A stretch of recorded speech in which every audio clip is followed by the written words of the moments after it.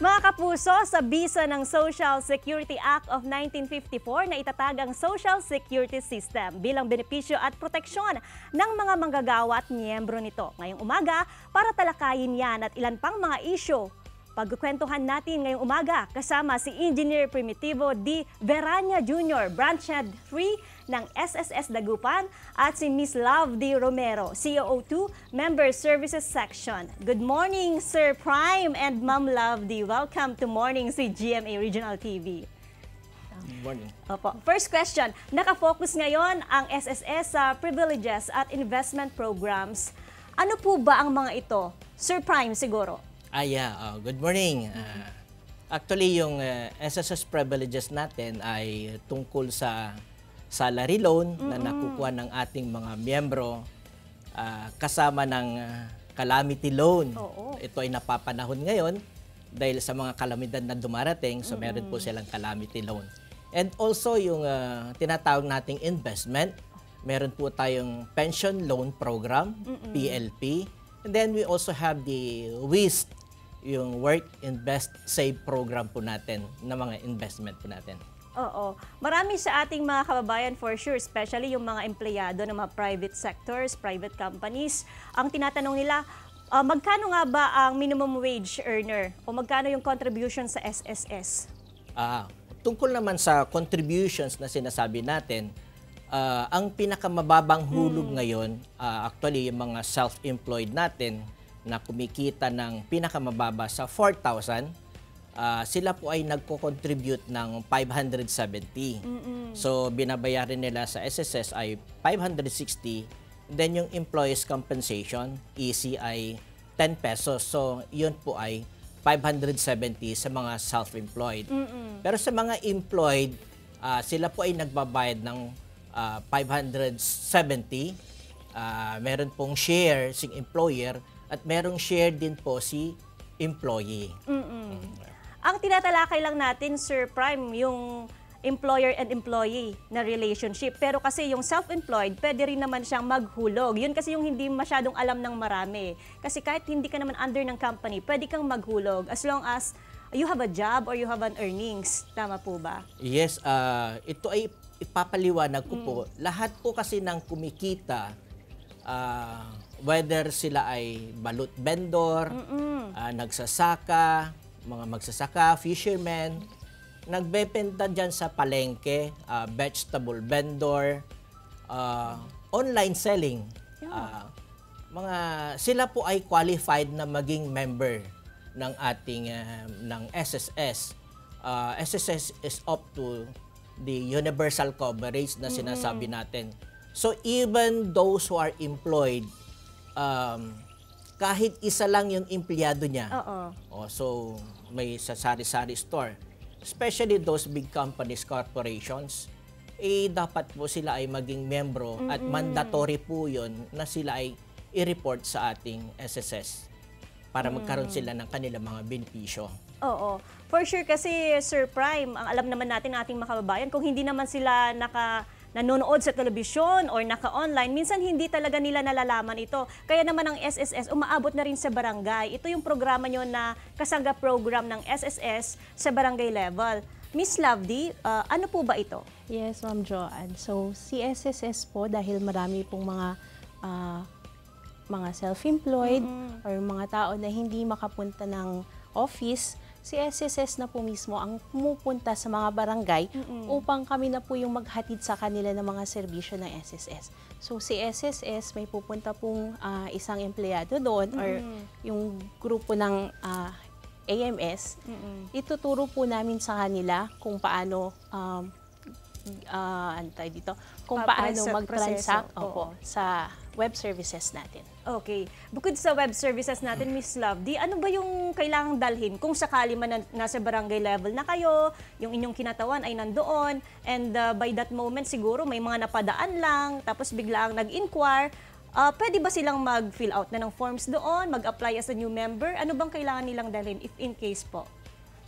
Pwede po silang kumuha ng mga forms, makapag-fill up kasi kompleto naman po yung mga dala namin. Meron po kaming mga dalang forms at saka yun nga, tuturo namin sa kanila kung paano i-access yung ating web services. Okay, kasi ngayon, mabilis na yung proseso eh. More on the online transaction na tayo in a modern world. Yes. Hindi na masyado yung manual. Nako, Sir Prime and Miss Lovely, may katanungan ng ating mga kapuso. After ng question na mapapanood po sa telebisyon, ay maaari nyo pong sagutin yung kanilang katanungan.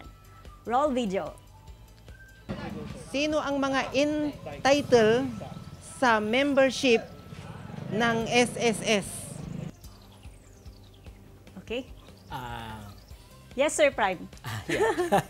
katulad ng sinabi ko kanina, lahat po ay entitled Yes. na maging miyembro ng SSS basta meron kang pinagkakakitaan. So lahat ng pinagkakakitaan natin, sabi ko nga, whether tricycle driver, kahit yung padjak. So online selling, nagbebenta sa palengke, kahit na anong klase dyan na nagbebenta kayo, so long as you are earning. So that means you are self-employed. But especially to those who are employed, it is mandatory that you have to report your employees, mga employers, mga company, sinasabi natin, 6 months bago natin i-report yung member, that is a no-no. Hindi po yun. Isang buwan pa lang within the period of 1 month, kailangan na pong na-i-report yung empleyado ninyo, kahit iisa lang po yan. So, especially, nandyan sila sa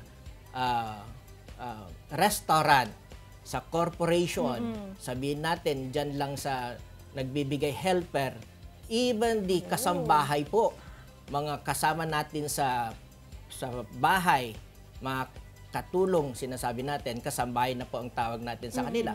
So, therefore, you have to register them. So, it is a must na kailangan mag-register or sila'y maging membro ng ating SSS. Sa bagay, Sir Prime, kasi di ba sa mga kumpanya talaga, meron yan sa requirements eh. Kung sino yung empleyado mo, dapat agad-agad na i-register siya kasi nabibigyan na rin ng notice yung mga employer, di ba? Yes, ma'am. May pangalawa pa tayong katanungan. Kailan pwedeng mag-loan sa SSS at anong klaseng loan? Okay po. So, sa loan po, ang minimum requirement po natin para tayo ay makapag-loan, dapat po meron po tayong 36 months na contribution.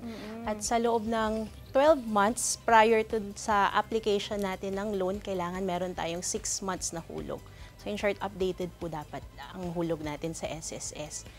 Meron po tayong salary loan at meron din po sa ngayon calamity loan. Para dun sa mga naideklara na under state of calamity ng NDRRMC. Nako, nakakarinig dyan ng mga under state of calamity. Parang alam mo yung tenga nila. Nako, takbo na sa SSS. Pero ang tanong ng marami, kumusta po ba yung pag-release ng ID? Yun po, medyo may backlog po tayo sa pag-release ng ID. So sa ngayon po, wala pa pong bagong dumarating. Pero once na dumating po yung ID natin sa office, iti-text po namin sila for pick-up. Okay. Idagdag ko lang, Sir Prime, siguro, and Miss Lovely, especially yung mga pensioners natin na may edad na at hindi na rin nakakapunta sa offices ninyo para mag-activate. Paano po ba yung most convenient way nang sa ganun nga ay ma-activate pa rin sila at maging tuloy-tuloy yung kanilang pension despite na hindi sila pupunta sa office ninyo? Yes po. Dahil sa panahon natin ngayon na lumagpas yung pandemic, ngayon po, lahat po ng miyembro ng SSS ay dapat naka-register po sa ating website. Mag-web register po tayo doon.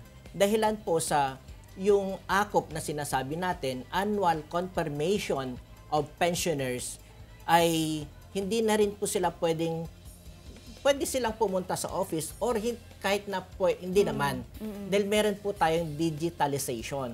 So mag-web register po sila.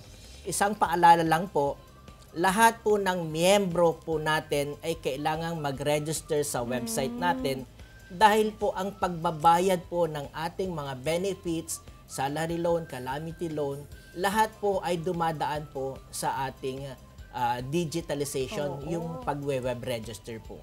Oo nga eh. Naku mga kapuso, sa mga nakikinig siguro, kung meron po kayong oras, pwede pong bisitahin yung mga tanggapan ng SSS o kaya bisitahin yung kanilang official website. Maraming salamat, Engineer Prime at Miss Lovely. Ingat kayo palagi. Diyan lamang po kayo mga kapuso, magbabalik ang morning sa GMA Regional TV.